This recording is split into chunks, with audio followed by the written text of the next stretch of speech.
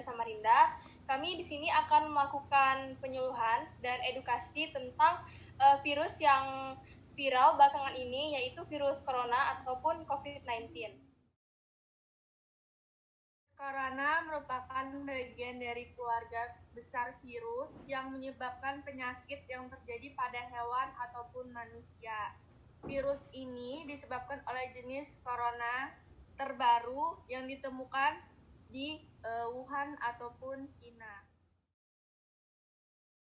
Terjadinya virus corona. Infeksi coronavirus disebabkan oleh virus corona itu sendiri. Kebanyakan virus corona menyebar seperti virus lain, pada umumnya seperti percikan air liur pengidap, seperti batuk dan bersin, menyentuh tangan atau wajah orang yang terinfeksi, menyentuh mata, hidung, atau mulut setelah memegang barang yang terkena percikan air liur pengidap virus corona, tinja atau festus. Tetapi pada penyebab kasus ini jarang terjadi.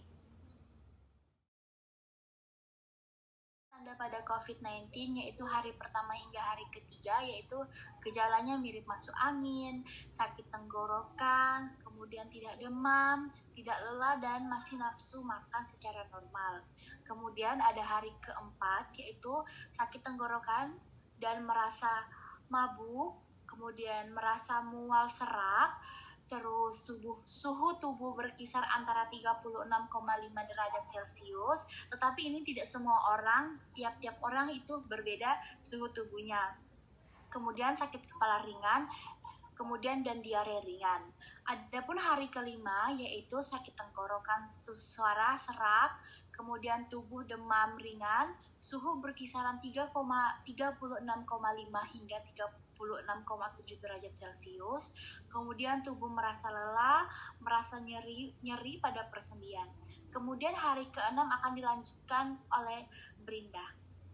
Untuk hari ke-6 ini pasien mengalami demam yang semakin meninggi, kemudian dia mengalami batuk dan batuk kering dan juga batuk berdahak, sakit tenggorokan saat makan, berbicara ataupun menelan, kemudian kelelahan, merasa mual, sesak, dia mengalami sesak bernafas, terus jari juga mulai mengalami rasa sakit, diare dan juga muntah.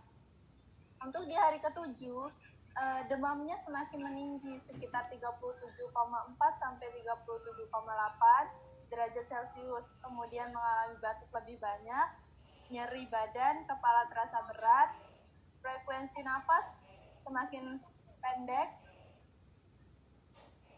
kemudian diare, kemudian juga muntah.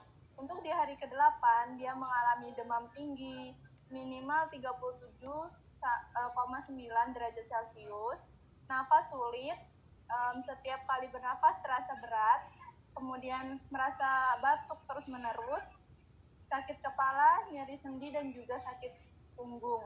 Untuk di hari ke-9, dia mengalami gejala yang semakin memburuk, demam semakin tinggi, batuk tidak mereda, kemudian meski sudah berusaha, masih kesulitan untuk bernafas. Pun tanda gejala dari COVID-19 yaitu 1. Demam tinggi di atas 38,5 derajat Celcius, batuk dan pilek, umumnya batuk kering secara terus-menerus lebih dari 3 kali 24 jam, dan ada gejala potensial yang bisa muncul tanpa ada gejala lainnya yaitu berkurangnya indera penciuman dan berkurangnya indera pengecap. Yang kelima yaitu sesak napas, yang dimana kondisi paru-paru pasien dipenuhi dengan nanah dan cairan yang disebabkan oleh sesak napas yang intensif dan batuk yang menyakitkan. Yang keenam, sakit tenggorokan biasanya bisa disebabkan oleh penyakit sakit tenggorokan biasa, tapi patut diwaspadain. Mata merah, di mana beberapa pasien menimbulkan mata merah, tapi tidak semua pasien mengalaminya. Yang ketujuh, lelah. Tidak semua pasien mengalami hal tersebut, tapi ada beberapa dari pasien tersebut mengalami kelemahan. Pencegahan corona itu menurut WHO yang pertama cuci tangan dengan sabun dengan air mengalir. Yang kedua, jaga jarak antara satu sama yang lain minimal jarak 1 meter dan jaga jarak kepada orang yang terkena batuk atau bersin. Lalu yang ketiga itu jangan terlalu sering menyentuh wajah. Yang keempat, tutup mulut dan hidung saat batuk atau bersin. Yang kelima, tetap di rumah jika merasa badan tidak sehat. Yang keenam, jangan merokok atau melakukan aktivitas yang membuat lemahnya paru-paru. Yang ketujuh, berlatih menjaga jarak atau menghindari keramaian. Ini saya akan mencontohkan cara mencuci tangan yang baik dengan benar menggunakan sabun dan air mengalir. Jadi jika sudah ada sabun di tangan kita, langkah pertama yaitu menggosok kedua telapak tangan seperti ini. Cara yang kedua yaitu menggosok punggung dan sela-sela jari tangan kiri dan tangan kanan. Cara yang ketiga yaitu menggosok telapak tangan dan juga sela-sela jari. Cara yang keempat yaitu membuat jari-jari kita membuat bentuk kunci, saling mengunci, yaitu jari kiri dan kanan. Cara yang kelima yaitu menggosok ibu jari dengan gerakan memutar jari kiri dan jari kanan. Yang langkah keenam yaitu menggosok gosokkan dengan memutar ujung jari tangan kanan dan tangan kanan di telapak kiri dan juga sebaliknya. Dan yang terakhir kita tinggal membilas menggunakan air bersih dan air yang mengalir. Bapak dan Ibu-Ibu, sekian penyuluhan yang kami telah sampaikan tentang COVID-19 ataupun virus corona. Apakah di sini ada Bapak atau Ibu-Ibu yang ingin bertanya seputar penyuluhan tadi? Jika iya, dipersilakan untuk bertanya. Terima kasih.